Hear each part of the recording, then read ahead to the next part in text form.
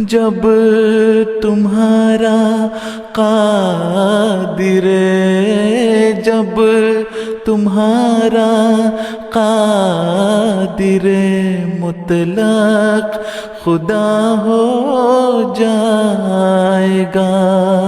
اعوذ باللہ من الشیطان الرجیم، بسم اللہ الرحمن الرحیم۔ سامعین و ناظرین کرام، السلام علیکم ورحمۃ اللہ وبرکاتہ۔ خاکسار نے سیدنا حضرت محمد رسول اللہ صلی اللہ علیہ وآلہ وسلم کی سوانح پر مختلف پروگرام پیش کیے ہیں، اور اب خاکسار آپ صلی اللہ علیہ وآلہ وسلم کی سیرت طیبہ پر مختلف پروگرام پیش کر رہا ہے۔ اس سلسلہ میں آج کا پروگرام سیدنا حضرت محمد رسول اللہ صلی اللہ علیہ وآلہ وسلم کے ایک خلق عظیم غیرت توحید کے بارے میں ہے۔ یعنی یہ بیان کیا جا رہا ہے کہ آپ صلی اللہ علیہ وآلہ وسلم کو اللہ تعالیٰ کی توحید کے بارے میں کس قدر غیرت تھی اور اللہ تعالیٰ سے کس قدر محبت تھی۔ پروگرام کو آگے بڑھانے سے قبل خاکسار درخواست کرتا ہے کہ اگر آپ کو یہ پروگرام پسند آئے تو اسے لائک کریں، اپنے دوستوں اور فیملی ممبرز سے شیئر کریں، اور بالخصوص اپنے بچوں کی تعلیم و تربیت کے لیے اس مضمون کو آسان پیرائی میں ان کو سمجھانے کی کوشش کریں، اور اس چینل کو سبسکرائب کریں۔ جزاکم اللہ تعالی احسن الجزا۔ سامعین و ناظرین کرام، خاکسار سیدنا حضرت محمد رسول اللہ صلی اللہ علیہ وآلہ وسلم کی اپنے خالق حقیقی اللہ تعالیٰ کی توحید کے لیے غیرت اور محبت کا مضمون بیان کر رہا ہے۔ آپ صلی اللہ علیہ وآلہ وسلم کی اللہ تعالیٰ کی توحید کے لیے غیرت اور محبت تقاضا کرتی ہے کہ آپ شرک سے شدید نفرت اور بیزاری کا اظہار کرتے۔ اب سوال پیدا ہوتا ہے کہ اللہ تعالیٰ کی توحید کیا ہے؟ توحید یہ ہے کہ خالق حقیقی اللہ تعالیٰ کو اس کی ذات و صفات میں واحد و لا شریک جانا جائے اور سمجھا جائے۔ اس اعتراف کو بطور عقیدہ اپنے ایمان کا اور اپنے یقین کامل کا حصہ بنایا جائے۔ اور شرک یہ ہے کہ اللہ تعالیٰ کی ذات اور صفات میں کسی دوسرے وجود کو شامل کیا جائے۔ شرک کا مضمون بہت باریک اور پیچیدہ ہے۔ اس وقت خاکسار توحید اور شرک کے بارے میں سیدنا حضرت محمد رسول اللہ صلی اللہ علیہ وسلم کی سیرت طیبہ سے چند ایک بنیادی امور پیش کر رہا ہے۔ سیدنا حضرت محمد رسول اللہ صلی اللہ علیہ وآلہ وسلم کے سوانح کے مطالعہ سے معلوم ہو رہا ہے کہ اللہ تعالیٰ نے آپ کے بچپن سے ہی آپ کے دل میں اپنی محبت، اپنی توحید کے لیے غیرت اور شرک سے نفرت اور بیزاری راسخ کر دی تھی۔ عرب دنیا اس وقت بت پرستی کا گھر بنی ہوئی تھی۔ خانہ کعبہ میں 360 بت رکھے ہوئے تھے۔ ان حالات میں ایسی کوئی گواہی موجود نہیں ہے کہ آپ صلی اللہ علیہ وآلہ وسلم کا بچپن سے ہی بتوں کی طرف کوئی رجحان رہا ہو۔ آپ کے دل میں بچپن سے ہی بتوں کے لیے سخت نفرت اور بیزاری پائی جاتی تھی۔ آپ کے دل میں بچپن سے ہی اللہ تعالیٰ کی توحید کے لیے غیرت اور محبت ہی کا نتیجہ تھا کہ آپ نوجوانی سے ہی اللہ تعالیٰ کے حضور نوع انسان کی ہدایت کے لیے دعائیں کرنے لگے تھے۔ اللہ تعالیٰ نے خود ہی براہ راست سیدنا حضرت محمد رسول اللہ صلی اللہ علیہ وآلہ وسلم کی تعلیم و تربیت کی، اور پھر اللہ تعالیٰ نے آپ کی دلی کیفیات کے مطابق قرآن مجید کے نزول کا آغاز فرمایا۔ سیدنا حضرت محمد رسول اللہ صلی اللہ علیہ وآلہ وسلم کی عبادات اور اعمال پر توحید کی گہری چھاپ تھی۔ مثلاً آپ اپنی نمازوں کی نیت کرتے ہوئے اپنی نمازوں کا آغاز قرآن مجید کی سورت الانعام کی آیت 80 کے ان الفاظ سے کرتے: انی وجہت وجہیا للذی فطر السماوات والارض حنیفا وما انا من المشرکین۔ یعنی یہ کہ میں نے اپنا رخ خالص ہو کر اس ذات کی طرف پھیرا جس نے آسمانوں اور زمین کو بنایا، اور میں مشرکوں میں سے نہیں ہوں۔ اور پھر آپ نے جھوٹ کو بھی شرک قرار دیا کہ ایک دفعہ آپ خطبہ دے رہے تھے، آپ صلی اللہ علیہ وآلہ وسلم نے فرمایا: اے لوگو، جھوٹی گواہی بھی اللہ تعالیٰ کے ساتھ شرک کرنے کے برابر ہے۔ اس سلسلہ میں آپ نے سورہ حج کی آیت نمبر 31 تلاوت کی۔ اللہ تعالیٰ فرماتا ہے فَإِجْتَنِبُوا الرِّجْسَ مِنَ الْأَوْثَانِ وَاجْتَنِبُوا قَوْلَ الزُّورِ، یعنی یہ کہ بتوں کی پلیدی سے بچو اور جھوٹ کہنے سے بچو۔ اللہ تعالیٰ نے قرآن مجید میں جھوٹ کو نقصان کے لحاظ سے بتوں کی پلیدی سے تعبیر کیا ہے۔ یہی وجہ ہے کہ سیدنا حضرت محمد رسول اللہ صلی اللہ علیہ وآلہ وسلم نے جھوٹ کو گناہ کبیرہ قرار دیا ہے۔ اسی طرح آپ نے عبادت میں ریاکاری کو بھی شرک قرار دیا ہے۔ صحیح مسلم میں ایک حدیث ہے، آپ فرماتے ہیں کہ اللہ تعالیٰ فرماتا ہے جو شخص کسی بھی عمل میں میرے ساتھ کسی کو شریک ٹھہراتا ہے تو پھر میں اسے اس کے حال پر چھوڑ دیتا ہوں۔ آپ صلی اللہ علیہ وآلہ وسلم فرماتے ہیں کہ شرک چیونٹی کے نقش پا سے بھی زیادہ باریک ہے، یعنی چیونٹی کے چلنے سے اگر کوئی نشان زمین پر پڑتا ہے تو اس نشان سے بھی زیادہ شرک جو ہے وہ باریک ہے۔ اس لیے آپ نے اپنی امت کو شرک سے بچنے کی دعائیں بھی سکھائیں۔ وہ لوگ جو عربی زبان کی زیادہ دعائیں یاد نہیں رکھ سکتے وہ اپنی زبان میں دعائیں کر سکتے ہیں۔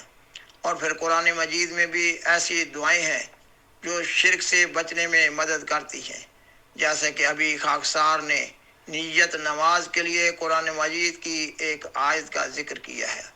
اور پھر قرآن مجید کی بعض اور دعائیں بھی ہیں اور قرآن مجید کی صورتیں، مثلا سورۃ الکافرون، سورۃ الاخلاص، سورۃ الفلق اور سورۃ الناس میں شرک کے خلاف اور اللہ تعالیٰ کی توحید اور محبت کا مضمون بیان ہوا ہے۔ اللہ تعالیٰ نے آپ صلی اللہ علیہ وآلہ وسلم کی جملہ عبادات کو ریا سے مبرہ اور محض اپنے لیے قرار دیا اور قرآن مجید میں اس حقیقت کو ہمیشہ کے لیے محفوظ کر دیا۔ اللہ تعالیٰ قرآن مجید کی سورۃ الانعام کی آیت 163 اور 164 میں فرماتا ہے قُلْ إِنَّ صَلَاتِي وَنُسُكِي وَمَحْيَايَ وَمَمَاتِي لِلَّهِ رَبِّ الْعَالَمِينَ لَا شَرِيكَ لَهُ وَبِذَلِكَ أُمِرْتُ وَأَنَا أَوَّلُ الْمُسْلِمِينَ۔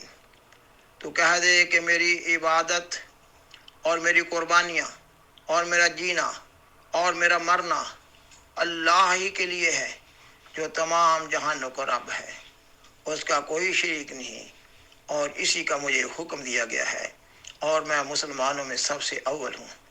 سامعین و ناظرین کرام، سیدنا حضرت محمد رسول اللہ صلی اللہ علیہ وآلہ وسلم نے شرک سے بکلی اجتناب کے لیے اور شرک سے نفرت اور بیزاری پیدا کرنے کے لیے اور اللہ تعالیٰ کی محبت اور توحید کی غیرت پیدا کرنے کے لیے اپنے متبعین کو دعائیں بھی سکھائیں اور ان مقاصد کے لیے چند عبادات کی طرف رہنمائی بھی فرمائی۔ اس غرض کے لیے آپ صلی اللہ علیہ وآلہ وسلم نے ہر موقع کی مناسبت سے دعا سکھائی۔ مثلا سونے کے لیے جا رہے ہیں تو دعا ہے، بیداری کی حالت میں جا رہے ہیں تو دعا ہے، کھانا شروع کرنے کی دعا ہے، کھانا کھانے کے بعد کی دعا ہے، وضو کرنا ہے تو دعائیہ کلمات ہیں، وضو کے بعد کی دعا ہے، مسجد میں جانے کی دعا ہے، مسجد سے باہر نکلنے کی دعا ہے، اذان کے بعد کی دعا ہے، بیت الخلاء جانے کی دعا ہے اور بیت الخلاء سے باہر آنے کی دعا ہے، گھر سے باہر نکلنے اور گھر میں آنے کی دعا ہے، سفر پر جانے اور واپس آنے کی دعا ہے۔ اسی طرح فرض نمازوں کے بعد کی تسبیحات ہیں، مثلا اللہ اکبر، سبحان اللہ، الحمدللہ۔ نماز کے بعد کی دعا ہے اللہم انت السلام و منک السلام یا ذا الجلال والاکرام۔ شریعت اسلام کا پہلا سبق ہی کلمہ توحید لا الہ الا اللہ ہے، یعنی یہ کہ اللہ کے سوا نہ ہمارا کوئی معبود ہے اور نہ کوئی اور مقصود ہے۔ پھر نمازوں میں تکبیرات اللہ اکبر کا ذکر ہے، پھر عید الاضحیٰ کے موقع کی تکبیرات ہیں، اور حج کے موقع پر تکبیرات اور تلبیہ وغیرہ ہیں۔ صفا اور مروہ پر پڑھنے کی دعائیں ہیں۔ کامیابی اور کامرانی اور فتح پر اللہ اکبر کا نعرہ بلند کیا جانے کا رواج ہے۔ الغرض ہر موقع کی مناسبت سے اللہ تعالیٰ کے حضور دعائیں ہیں۔ اللہ تعالیٰ کی توحید اور محبت کا اظہار ہے، شرک سے نفرت اور بیزاری کا اعلان ہے۔ سامعین و ناظرین کرام، اب خاکسار چند مثالیں انتہائی اختصار سے بیان کر رہا ہے، جن سے معلوم ہو رہا ہے کہ آپ کے دل میں کس حد تک شرک سے بیزاری تھی اور کس حد تک توحید کے لیے محبت اور غیرت تھی۔ اسلام کی تعلیم کا خلاصہ اور لب لباب توحید ہی تو ہے، جس کے لیے آپ صلی اللہ علیہ وآلہ وسلم اور آپ کے صحابہ کرام رضی اللہ تعالی عنہم کو مبتلا عذاب و آزار کیا جاتا رہا۔ شیب ابی طالب کی محصوری کا زمان نہ دیکھیں، سفر طائف کو یاد کریں، مکہ سے مدینہ ہجرت کا واقعہ یاد کریں۔ آپ کے ابتدائی صحابہ کو کس طرح مبتلا عذاب و آزار کیا جاتا تھا، اور آپ کے صحابہ کی قربانیوں کو تصور میں لائیں تو دل و جان پر کب کبھی طاری ہو جاتی ہے۔ پھر آپ پر کئی جنگیں مسلط کر دی گئیں، اور آپ کے بعض عزیز و اقارب اور کئی ایک صحابہ کرام بھیڑ اور بکریوں کی طرح ذبح کیے گئے۔ ام المومنین حضرت عائشہ رضی اللہ تعالی عنہا سے روایت ہے کہ رسول اللہ صلی اللہ علیہ وسلم جب غزوہ بدر کے لیے جا رہے تھے تو راستہ میں ایک مشرک شخص آپ کی خدمت میں حاضر ہوا۔ وہ لڑائیوں میں لڑنے اور اپنی بہادری میں بہت مشہور تھا۔ اس نے سیدنا حضرت محمد رسول اللہ صلی اللہ علیہ وآلہ وسلم کی خدمت میں عرض کی کہ اسے مال غنیمت کے معاوضہ کے بدلہ میں لڑائی میں شامل کر لیا جائے۔ صحابہ کرام رضی اللہ تعالیٰ عنہ خوش ہو رہے تھے کہ ایک بہادر جوان ان کے لشکر میں شامل ہونے والا ہے، مگر رسول اللہ صلی اللہ علیہ وسلم نے اس شخص سے مخاطب ہوتے ہوئے فرمایا کہ کیا تم اللہ اور اس کے رسول پر ایمان لاتے ہو؟ اس نے کہا نہیں۔ تب آپ نے فرمایا کہ میں کسی مشرک سے مدد نہیں لینا چاہتا۔ وہ چلا گیا۔ تھوڑی دیر کے بعد وہ پھر آپ صلی اللہ علیہ وآلہ وسلم کی خدمت میں حاضر ہوا اور اپنی درخواست کو دہرایا۔ آپ صلی اللہ علیہ وآلہ وسلم نے اس سے پھر پوچھا کہ کیا تم اللہ اور اس کے رسول پر ایمان لاتے ہو؟ اس نے پھر کہا کہ نہیں۔ تب آپ صلی اللہ علیہ وسلم نے پھر اس کو شامل کرنے سے انکار کر دیا۔ وہ واپس چلا گیا۔ تھوڑی دیر کے بعد وہ تیسری دفعہ آیا اور پھر درخواست کی۔ آپ صلی اللہ علیہ وآلہ وسلم نے پھر اس سے وہی سوال کیا۔ اس نے اللہ کی توحید اور رسول اللہ صلی اللہ علیہ وسلم کی صداقت کا اقرار کیا۔ تب آپ نے اجازت دی۔ اس واقعہ سے یہ بھی معلوم ہو رہا ہے کہ اسلام کے اظہار کے لیے زبان سے اقرار کافی سمجھا جاتا ہے۔ دلی کیفیات اللہ تعالیٰ کے سپرد ہوتی ہیں۔ سامعین و ناظرین کرام، جنگ احد کی فتح مسلمانوں کے ایک دستہ کی غلطی کی وجہ سے شکست میں تبدیل ہو رہی تھی، جبکہ مسلمانوں کے ایک تیر انداز دستہ نے اپنے کمانڈر کے حکم کا انتظار کیے بغیر پہاڑی درہ کو چھوڑ دیا تھا، اور لشکر کفار اس پہاڑی درہ کے راستہ سے مسلمانوں پر حملہ آور ہوا تھا۔ اسلامی لشکر کے لیے یہ حملہ غیر متوقع تھا۔ تب مسلمانوں کا بہت جانی نقصان ہوا، اور مسلمانوں کی نعشوں کے ساتھ قریش نے نہایت وحشیانہ سلوک کیا تھا۔ لشکر کفار کا سپہ سالار ابو سفیان یہ گمان کر رہا تھا کہ انہوں نے سیدنا حضرت محمد رسول اللہ صلی اللہ علیہ وآلہ وسلم، حضرت ابوبکر رضی اللہ تعالیٰ عنہ اور حضرت عمر رضی اللہ تعالیٰ عنہ کو شہید کر دیا ہے، اور وہ اپنے اس گمان کی تصدیق کرنا چاہتا تھا۔ ابو سفیان اپنے چند ساتھیوں کو لے کر اس درہ کی طرف بڑھا جہاں زیادہ مسلمان جمع تھے اور پکار کر بولا، اے مسلمانوں، کیا تم میں محمد صلی اللہ علیہ وسلم ہیں؟ آپ صلی اللہ علیہ وآلہ وسلم نے جنگی حکمت عملی کے تحت مسلمانوں کو نصیحت کی کہ کوئی جواب نہ دے، لہٰذا تمام صحابہ خاموش رہے۔ اس نے پھر حضرت ابو بکر رضی اللہ تعالیٰ عنہ اور حضرت عمر رضی اللہ تعالیٰ عنہ کا نام پکارا اور پوچھا۔ اس پر بھی مسلمانوں کی طرف سے اس کو کوئی جواب نہ دیا گیا۔ اس پر اس نے بلند آواز سے فخریہ انداز میں کہا کہ یہ سب لوگ مارے گئے ہیں۔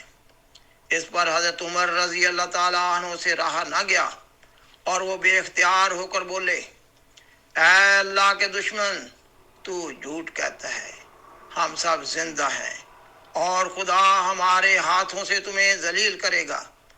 ابو سفیان نے حضرت عمر رضی اللہ تعالیٰ کی آواز پہچان کر کہا، اے عمر، سچ سچ بتاؤ، کیا محمد صلی اللہ علیہ وسلم زندہ ہیں؟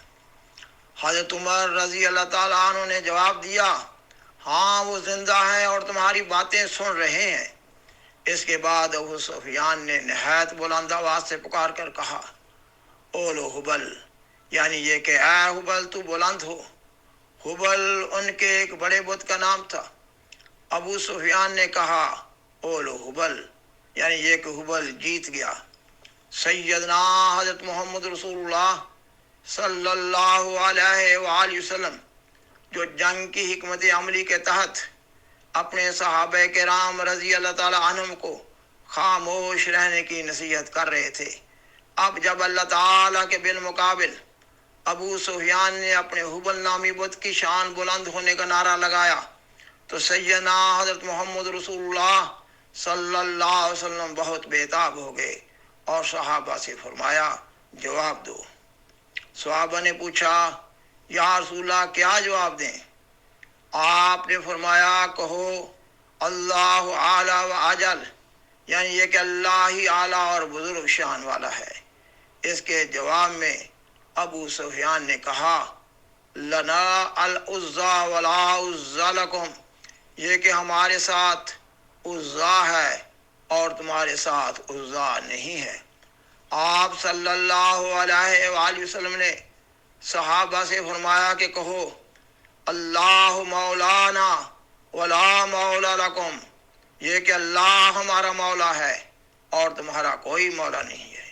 سامعین و ناظرین کرام، اس ساری گفتگو سے سیدنا حضرت محمد رسول اللہ صلی اللہ علیہ وآلہ وسلم کے پاکیزہ دل میں توحید باری تعالیٰ کے لیے جو غیرت تھی اس کا اظہار ہو رہا ہے۔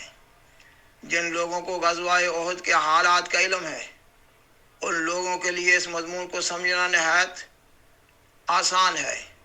اور پھر غزوہ حنین کا واقعہ ہے۔ کفار کے غیر متوقع اور اچانک حملہ سے اسلامی لشکر کے اونٹ اور گھوڑے بد جانے کی وجہ سے میدان جنگ میں افراتفری پھیل گئی۔ اسلامی لشکر پر تیروں کی بارش ہو رہی تھی۔ آپ صلی اللہ علیہ وآلہ وسلم کے ارد گرد 2-4 اصحاب رہ گئے۔ اس حالت میں حضرت ابو بکر رضی اللہ تعالیٰ عنہ اپنی سواری سے اترے اور آپ صلی اللہ علیہ وآلہ وسلم کی خچر کی باگ پکڑی اور خطرے کو بھانپتے ہوئے آپ صلی اللہ علیہ وسلم کے حضور عرض کی، یا رسول اللہ صلی اللہ علیہ وسلم، وقتی طور پر ذرا پیچھے ہٹ آئیں یہاں تک کہ اسلامی لشکر جمع ہو جائے۔ آپ صلی اللہ علیہ وسلم نے حضرت ابو بکر رضی اللہ تعالیٰ عنہ سے فرمایا، میری خچر کی باگ چھوڑ دو، اور پھر آپ نے خچر کو ایڑی لگاتے ہوئے انتہائی تنگ راستے پر اکیلے ہی آگے بڑھنا شروع کر دیا۔ دائیں بائیں سے تیروں کی بارش ہو رہی تھی مگر آپ آگے بڑھتے جاتے تھے اور غیرت توحید میں فرماتے جاتے تھے، انا النبی لا کذب انا ابن عبد المطلب، یعنی یہ کہ میں خدا تعالیٰ کا نبی ہوں جھوٹا نہیں ہوں، نبی تو ہوں مگر ایک انسان ہی ہوں اور ابن عبد المطلب ہوں۔ سامعین و ناظرین کرام، فتح مکہ کے بعد جب عرب میں اسلام کا بول بالا ہو رہا تھا، طائف والوں نے اپنا ایک وفد آپ صلی اللہ علیہ وآلہ وسلم کی خدمت میں بھجواتے ہوئے درخواست کی کہ ان کے بہت بڑے بت لات کو چند دنوں کے لیے نہ توڑا جائے تاکہ ان کے توہم پرست لوگ آسانی کے ساتھ اسلام میں داخل ہو جائیں اور پھر ان کی تربیت ہو جائے گی اور آہستہ آہستہ اس بڑے بت کی محبت دل سے نکل جائے گی، تب اس بت کو توڑ دینا۔ مگر آپ صلی اللہ علیہ وآلہ وسلم نے یہ درخواست منظور نہ فرمائی۔